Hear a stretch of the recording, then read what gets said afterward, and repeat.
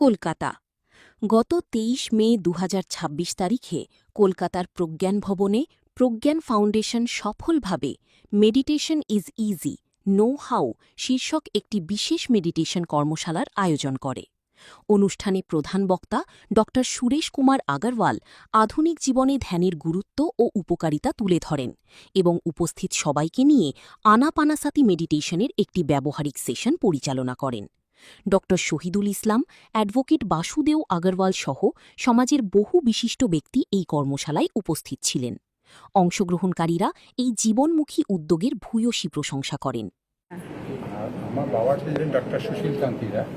আমার বাবার সঙ্গে ডক্টর ইস্টের আগানোর দীর্ঘদিন ধরে বাবার যোগাযোগ ছিল। বাবা আসতে পেরেছিলেন, গত ১.৫ বছর হয়েছিলেন বাবা প্রয়াত হয়েছে। আমাদের বাবার চেম্বারও ছিলেন রায়পুর ক্লিনিক করে সেন্ট্রাল রোডে। আমি তার ছোটো ছেলে আর কি।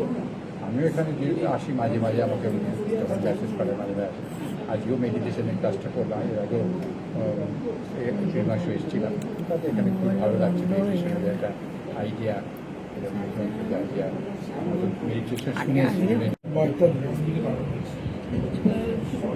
বর্তমানে বার্তা বলতে আমি তো বার্তা দেবার মতো জায়গায় এখনো পৌঁছতেই পারিনি।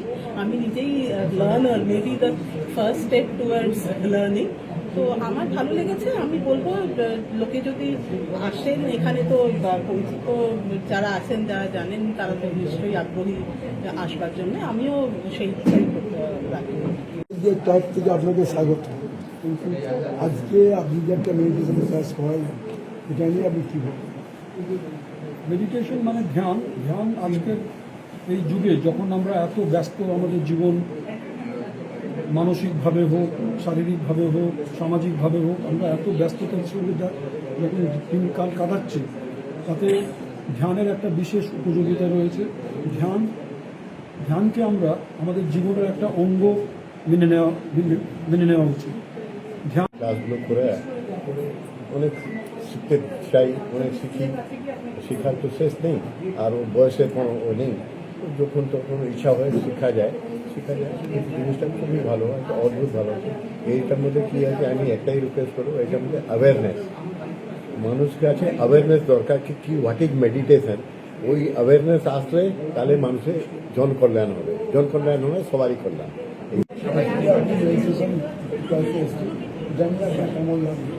খুবই ভালো লাগলো এই কারণে যে আমি 73 থেকে শরীরচর্চা নিয়ে রয়েছি এবং এখনও ক্লাবে যাচ্ছি না, কিন্তু এখনও বাড়িতে আমি শরীরচর্চা করছি।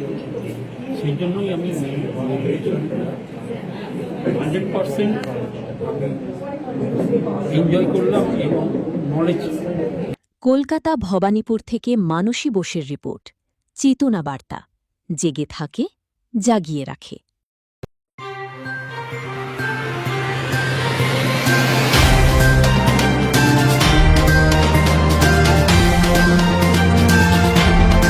চেতনা বার্তা, জেগে থাকে, জাগিয়ে রাখে।